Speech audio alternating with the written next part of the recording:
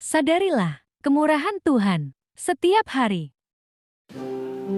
Shalom beloved people, saya ingin mengingatkan bahwa kalau setiap pagi kita bisa bangun, bisa buka mata, bisa melihat, bisa bangun dengan keadaan sehat, itu semua kemurahan Tuhan. Jangan sampai kita lupa bersyukur, karena kalau kita bisa hidup setiap hari, kita bisa melakukan apa saja, masih bisa berpikir dengan sehat, itu semua kemurahan Tuhan.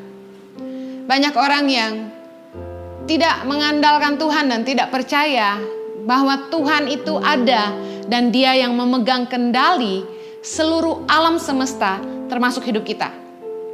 Waktu tsunami, waktu gempa bumi, waktu gunung meletus, waktu banjir, semua berkata, oh ini karena murni kesalahan manusia.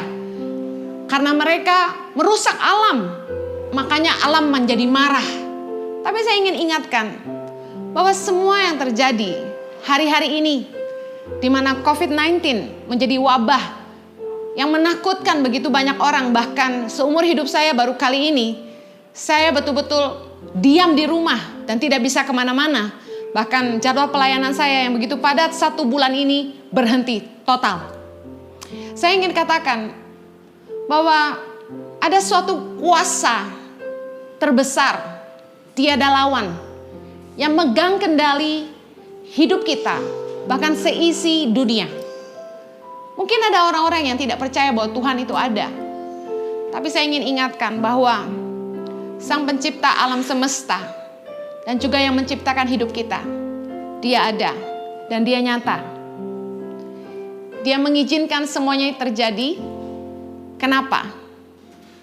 Supaya manusia bertobat, supaya kita kembali kepada jalan yang benar dan meninggalkan jalan-jalan kita yang jahat. Jangan menganggap sepi kemurahan Tuhan. Hiduplah setiap hari, berhati-hati dengan perkataan kita. Jangan jahat kepada orang lain dalam setiap apapun yang kita ucapkan. Jangan berniat jahat dalam hati kita. Karena Dia pencipta alam semesta, penentu hidup kita. Dia mendengar dan Dia melihat semuanya. Biarlah setiap masalah yang kita sedang hadapi saat ini, bahkan di seluruh dunia, kita menjadi sadar bahwa ada kuasa yang jauh lebih besar dari apapun juga, yang tidak ada bandingannya, dan yang kepadanya setiap kita harus mengembalikan pertanggungjawaban atas semua yang kita ucapkan, atas semua yang kita lakukan. Saya akan membacakan firman Tuhan di dalam Roma pasal 2 ayat yang keempat sampai ke-8. Maukah engkau menganggap sepi kekayaan kemurahannya, kesabarannya, dan kelapangan hatinya? Tidakkah engkau tahu bahwa maksud kemurahan Allah ialah menuntun engkau kepada pertobatan?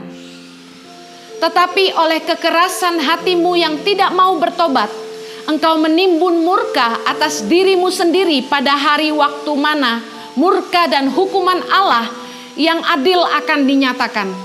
Ia akan membalas setiap orang menurut perbuatannya, yaitu hidup kekal kepada mereka yang dengan tekun berbuat baik, mencari kemuliaan, kehormatan, dan ketidakbinasaan.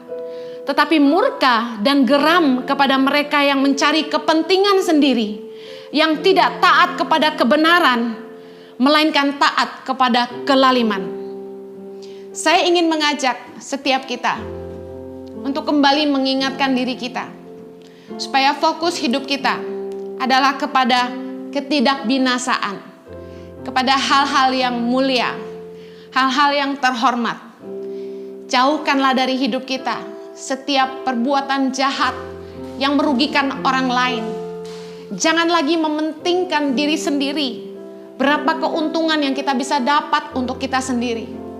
Pikirkanlah nasib orang banyak. Karena ibadah yang berkenan kepada Tuhan adalah ketika kita hidup dengan penuh belas kasihan terhadap satu sama lain. Saya ingin mengingatkan supaya masa-masa ini setiap kita bertobat sungguh-sungguh dan berhenti berbuat jahat. Mari senantiasa menghargai kemurahan Tuhan. mumpung kesempatan masih ada, saya berdoa bagi Anda yang sakit, supaya Tuhan menyembuhkan sakit Anda. Dan belas kasihannya diturunkan bagi Anda dan keluarga. Saya memohonkan perlindungan kuasa darah Yesus yang sempurna bagi setiap orang percaya. Dan kiranya perlindungan Tuhan ada di dalam hidup dan rumah tanggamu. Tuhan memberkati selalu. Live a better life.